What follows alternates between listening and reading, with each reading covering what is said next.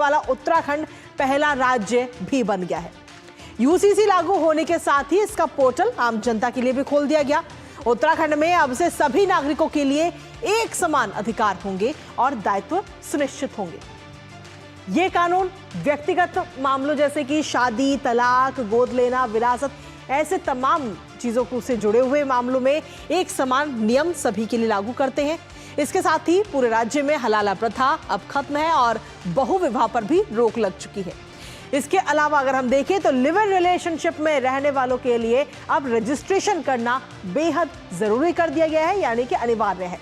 UCC के लागू होने के बाद अलग अलग प्रतिक्रियाएं भी आ रही हैं और वो भी आपको सुनाएंगे, लेकिन साथ ही यूसीसी लागू होने के बाद क्या क्या बदला वो भी बताएंगे आपको। अपने संवाददाता से भी करेंगे चर्चा, पर सबसे पहले आपको बताते हैं कि आखिर कैसे बदली तस्वीर उत्तराखंड में, क्योंकि आज से यूसीसी हो चुका है लागू। तो कैसे तस्वीर बदली, सबसे पहले उन पे ग्राफिक्स पे डालते नजर। तो सबसे पहले शादी के लिए रजिस्ट्रेशन जो है वो अब अनिवार्य कर दिया गया है। यूसीसी के जरिए किस तरह से उत्तराखंड में ये तस्वीर बदली है वो आपको ग्राफिक्स के जरिए समझाने की कोशिश कर रहे हैं। सभी धर्मों के लिए तलाक का जो एक समान कानून अब है, कहीं ना कहीं हम देखें सूबे में बहुविवाह पर भी रोक अब इसके बाद लग चुकी है यूसीसी लागू होने के बाद में। और उत्तराखंड जो वो पहला राज्य बन चुका है यूसीसी लागू करने वाला। इसके साथ ही सभी धर्मों की लड़कियों के लिए जो शादी की उम्र जो अभी तक अलग अलग होती थी वो अब एक ही होगी, यानी कि 18 साल की ये उम्र रखी गई है। सभी धर्मों में बच्चों को गोद लेने का अधिकार मिलेगा।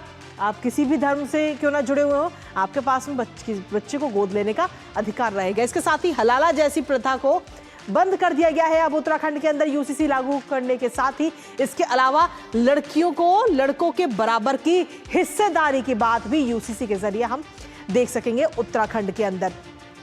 इसके अलावा अगर हम देखें तो लिव इन रिलेशनशिप का रजिस्ट्रेशन कराना भी अब अनिवार्य हो चुका है उत्तराखंड के अंदर, यानी कि अगर लड़का और लड़की आपसी रजामंदी के साथ अगर एक साथ रह रहे हैं बिना शादी किए तो उनको रजिस्ट्रेशन कराना होगा।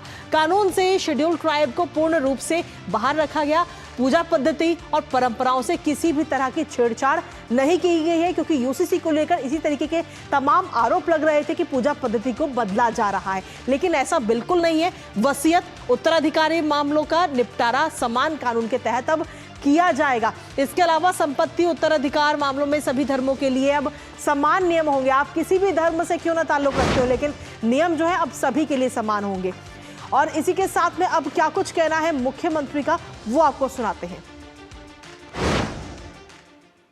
1.25 करोड़ उत्तराखंड वासियों के समक्ष ये घोषणा करते हुए आज अत्यंत हर्ष और गर्व की अनुभूति हो रही है और कि इसी क्षण से आज उत्तराखंड में इसी क्षण से समान नागरिक संहिता पूर्ण रूप से लागू हो गई है और इसी क्षण से उत्तराखंड राज्य के समस्त नागरिकों के संवैधानिक और नागरिक अधिकार एक समान हो गए हैं। तो उत्तराखंड में आज का दिन बेहद ऐतिहासिक और बेहद अहम, काफी बड़ा दिन उत्तराखंड के लिए, क्योंकि यूसीसी लागू करने वाला उत्तराखंड देश का पहला राज्य बन चुका है। क्या कुछ बदलाव हुए वो हमने आपको बताया, लेकिन इसी पर ताजा अपडेट ले लेते हैं। इस वक्त हमारे साथ हमारे सहयोगी अंकित इस वक्त जुड़ रहे, सीधा उनका रुख करेंगे।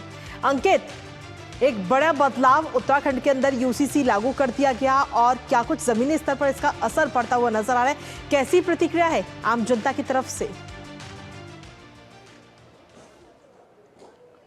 बिल्कुल, आपने सही कहा। देखिए, आज का दिन काफी ऐतिहासिक है। ऐतिहासिक में रचने वाली ये तारीख है और मुख्यमंत्री पुष्कर सिंह धामी सबसे पहले पंजीकरण कराने वाले व्यक्ति उत्तराखंड राज्य से बने हैं। इसके अलावा राज्य के 5 अन्य और जो व्यक्तियों ने तुरंत इस पोर्टल के खुलते ही अपना रजिस्ट्रेशन पंजीकरण कराया है और निश्चित ही आम जनमानस में इस यूसीसी को लेकर के काफी उत्साह है। कुछ लोगों से हमारी बातचीत हुई है, वो मुख्यमंत्री के इस पहल को काफी सराहनीय बता रहे हैं। करीब करीब 3 साल के लंबे इंतजार के बाद हमें उत्तराखंड में जो यूसीसी है वो लागू होने जा रहा है।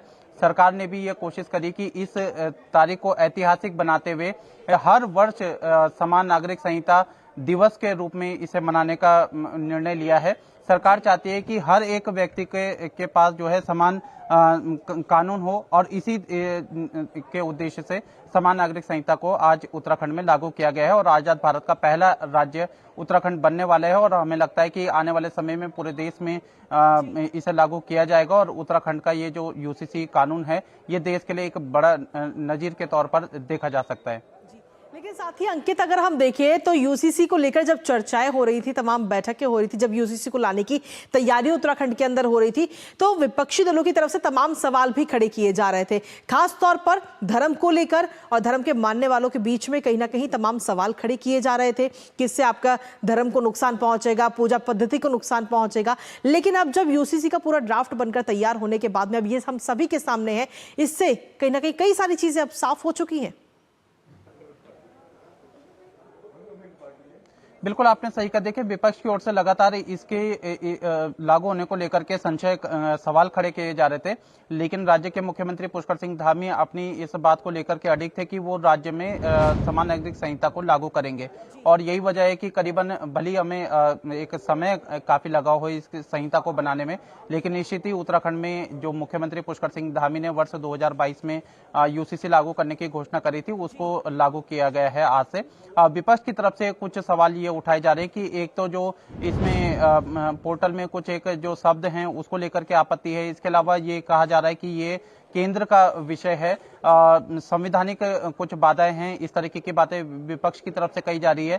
साथ ही विपक्ष को यह भी चिंता है कि यदि इस कानून को सुप्रीम कोर्ट में चैलेंज किया गया तो निश्चित ही इस पर इसके लागू होने को लेकर के संशय खड़ा हो सकते हैं, लेकिन इस कार्यक्रम में मुख्यमंत्री की तरफ से स्पष्ट किया गया है कि संविधान के आधार पर ही सरकार ने इस यूसीसी का गठन किया है, यूसीसी की संहिता को प्रदेश में लागू किया गया है और इसके साथ ही साथ विपक्ष की ओर से यह कहा जा रहा था कि कुछ अनुसूचित जनजातियों को इसमें इसके दायरे से दूर रखा गया है, ऐसे में इसे समान नागरिक संहिता नहीं माना जा सकता। इस तरीके की बातें विपक्ष की ओर से लगातार उठाई गई, लेकिन बावजूद इसके अब राज्य हम देखें अंकित तो कई सारी अफवाह फैलाने की कोशिश तो की गई, लेकिन वो कहीं ना कहीं सभी अफवाह फैलाने की जो कोशिश है वो नाकामयाब साबित हुई है। फिलहाल बहुत बहुत शुक्रिया अंकित तमाम जानकारी और अपडेट्स साझा करने के लिए।